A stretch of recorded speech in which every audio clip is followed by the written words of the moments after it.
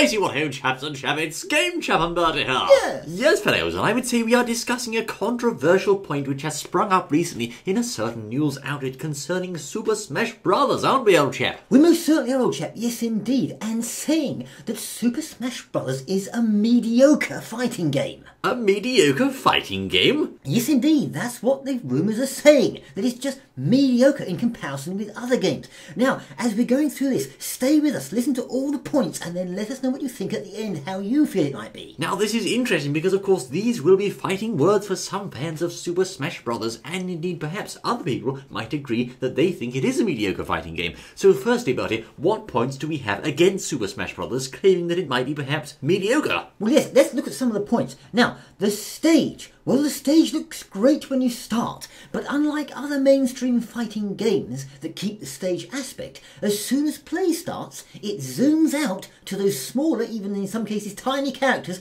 with 1p, player 2, player 1 over the top of them, etc. Oh yes, it is 1p, 2p, 1p, etc. 2p and all this. And so forth. And of course, that's a rather interesting point because on the 3DS's small screen, this means it's quite chaotic and difficult to see the fighters and see what's going on. And of course, the developers actually put in the little outline around each characters because of course the screen is quite small. But now certainly, you can see here a comparison between the two games. Yes. We have of course up close views there in Super Smash Bros. And looking ones good that are far away. Of course, when the characters separate and the action becomes a bit more rowdy, you'll start to lose an overall sense of what's going on. As of course in Dead or Alive, a comparable fighting game which is a rather more fixed camera, yes, of course you can just see the two fighters there and they're getting in amongst it as it were, fighting against each other, and the camera is staying fixed so you can clearly see your character and the moves you're throwing. Most certainly, and the graphics are rather good, staying very good and crisp on the Dead or Alive there, which I think helps for an overall game experience. But it certainly helps, old boy. Now, of course, another point raised against Super Smash Bros. Is that perhaps the gameplay style is somewhat slow and floaty, and possibly that it has less flashy moves as compared with other hardcore fighting games like Street Fighter, etc. and so forth. Well, the jumps, yes, other fighting games are very, very quick indeed, but often when you get into that button mashy thing with Smash Bros., the jumps and things tend to be rather floaty, as you say. Yes, of course. Now, in Smash Bros. You can jump very high compared to other games. In Dead or Alive, you can just do a little small hop, and of course in games like Street Fighter, although you can jump, you certainly can't go jumping into the stratosphere. Yes, now, but are we waiting for them to float back down again? Well, indeed, old boy, it certainly does lead to an entirely separate mechanic in Super Smash Bros., which is the aerial game, and there's a whole set of moves around that. But indeed, does this slow the overall game mechanic down? No doubt, many fans of other hardcore games may say so. Yes, another point as well is, are the Smash Brothers moves mashy rather than flashy? Well, that's a good question, old boy. Now, personally, I have to disagree on that point. I think Super Smash Bros. Does have some very flashy moves like the Falcon Punch, etc. and so forth, and although it's not overall as combo-focused as some other games, and indeed it's a lot easier to do combos in Super Smash Bros. Sometimes than it is in other games, I do think both styles of fighting game, have their own merits, and certainly Super Smash Bros., for me at least, does feel like a rewarding fighting game. Yes, now another thing that's been mentioned is the health bars. No health bars in Smash Brothers, so counterintuitive for fans of other games. You can't KO people just by hitting them, etc. You have to use specialised killing moves, generally known as smash attacks, although the characters vary. That's right, of course. Now, in Super Smash Bros., you have to, as Buddy says, use those specialised moves. Now, in Street Fighter, Dead or Alive, etc. and so forth, it's perfectly possible to kill someone with just a single jab. Yes. If you try to kill someone with a single jab in Smash Bros., you're going to lose quite fast. You need to, of course, use powerful attacks with a bit of punch, like the Falcon Punch or smash attacks, or certain tilt moves can do the job as well, and there are many ways of finishing people off. But this certainly will also be off-putting again to certain fans of other hardcore games, because that mechanic of just finishing someone off with a little tap just isn't there in Smash Bros. Most certainly, so if we add all these up as we're going through them, are we getting to the result of mediocre? Well, I'd have to beg to differ on that point, Elja. I Yeah. mean, personally, for me at least, it does indeed make quite some sense to finish someone off with a meaty smash, and indeed, that's quite a satisfying way of removing your opponent's life or stock, as it's known in Smash Bros. Well, perhaps. So let's also look at the whole stage thing. The stages, yes. Yes, now with Dead or Alive, as we know, you play a stage, and there's sometimes you can get knocked off from the stage to the next level, etc. And there's a few things that it can smash into. Yes. But with Smash Brothers, you can get knocked off the stage and completely be knocked out, and it's very, very hard to get back for many people. Well, that's right, of course. Now, in Super Smash Bros., each character has their own ways of recovering back onto the stage. You have mid-air jumps, you have up special moves. You have, for example, the Falcon Dive, etc. and so forth, and moves that give you aerial mobility. Now, of course, in other games, you don't ever actually need to get back on the stage unless you've just been, perhaps you've suffered a ring out, etc. Yes. But generally, you automatically get put back onto the stage. Yes. Whereas in Smash Brothers, you have to find your own way back, and indeed that's a core part of the gameplay mechanic.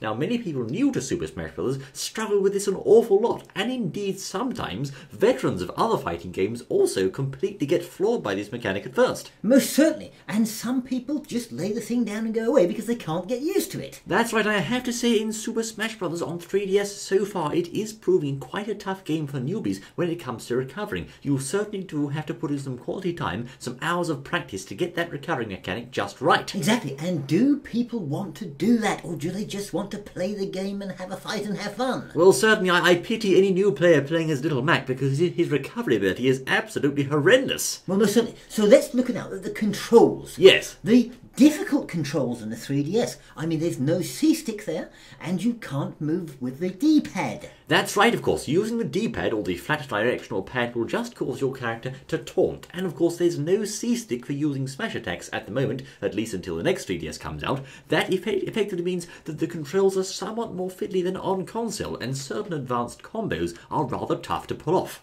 Most certainly. So could that be another pointer towards the mediocre? Well, how about looking at the roster? Yes, the roster. Now, this is another interesting point. Many characters in the Super Smash Bros. Roster, at least on Brawl, and certainly it looks to be in Smash Bros. 4, are quite imbalanced. Now, this means that some characters dominate the field, whilst others have little or no chance. Well, yes, they seem to have nerfed some of the characters in the latest Smash Brothers, but still there is that character domination sort of differentiation going on anyway, I think. Yes, a bit of imbalance there. Now, of course, Yes. this is present in other games. For example, Smash Brothers, Street Fighter has its joke characters. In Dead or Alive and other games, there's certain characters that are better than others. But certainly in Smash Brothers, where you had, for example, comparisons between Ganondorf and Meta Knight, there really was no comparison between the two. Yes. And certainly some characters actually had moves that could completely shut down other characters and leave them with no chance at all. Yes, so do we get all these things, put them in a bag, tie them at the top and stamp mediocre on the outside? Or do we have a look at some things that might be in its favour, perhaps? Well, I'm sure by this point many Smash Brothers loyal fans might be screaming, no, no, no! So let's have a look at what we have in the favour of Super Smash Brothers. We can certainly say it has many characters and a lot of Nintendo fan service going for it. Well, yes, it does. It does have many characters, true. But then if you look at Dead or Alive, that also has quite a few characters in it. Well, of course it does, but arguably not as many as Smash Brothers, and indeed Super Smash is calling on a rich Nintendo history there. Now, the 3D graphics in the game, despite the camera's movements, are very nice, and you can play it on the move wherever you are. Well, it's true, the 3DS, of course, version, rather than the Wii U, does have those 3D graphics on it, if you can get used to the 3D graphics look. Well, yes, that's right. Now, in my personal opinion, I'm quite a big fan of Smash, and I think the gameplay is difficult to learn, but it's rewarding to master. Once you get it just right and you're playing with friends or other pro players, it really is a good laugh, and of course, it has many facets and ways that you can master the game and outsmart your opponent, etc. and so forth. So could we be saying that it's more of a pro sort of fighting games or game player's game? Well, I think certainly there are many fun, chaotic battles to be had with friends just on the casual side. You can have it as a good party game with items turned on, but also high-level gameplay at the pro levels is extremely technical. I mean, it's probably as technical, if not more so, than some hardcore fighting games, and it requires a lot of skill to compete. Now, earlier we said about the moves, and that some of them perhaps weren't very flashy, but I'd have to say that some of the over-the-top moves in Smash Brothers are very satisfying to use, and can compare with super moves in other fighting games.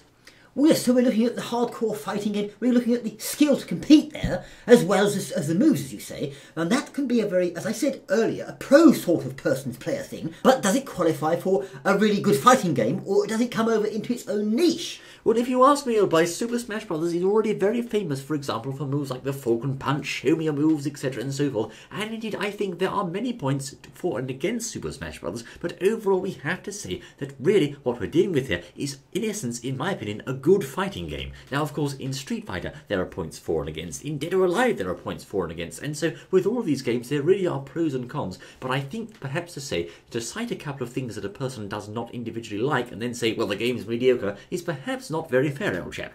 Well, we don't know. I mean, what do you out there think? We've raised some points here, and you've heard them. Do you think it's a mediocre mediocre fighting game, or do you think that it's a great fighting game? Well, personally, once more, as I say, I'm quite the fan of Smash Brothers, and I have to admit, yes, it is quite hard to master at first with getting back on the stage, and even for me it can be disorienting sometimes when the camera's zoomed right out. Certainly it's not perfect, it has its flaws, but every game does, and at the core, if you ask me, it's a very enjoyable and quite rewarding game to play. So mediocre and mashy, or professional and flashy? And smashy. And smashy? There you are, buddy. Super Smash Brothers is in the scales. What do you think, I say? Yes. Now, do let us know your opinions in the comments section. And indeed, we shall be keeping you updated with more news for Nintendo and Smash Brothers as it becomes available, you know. Yes, we will. Do join us again, I say. We look forward to seeing you once more. The next exciting ending goodness where. Until then. Indeed.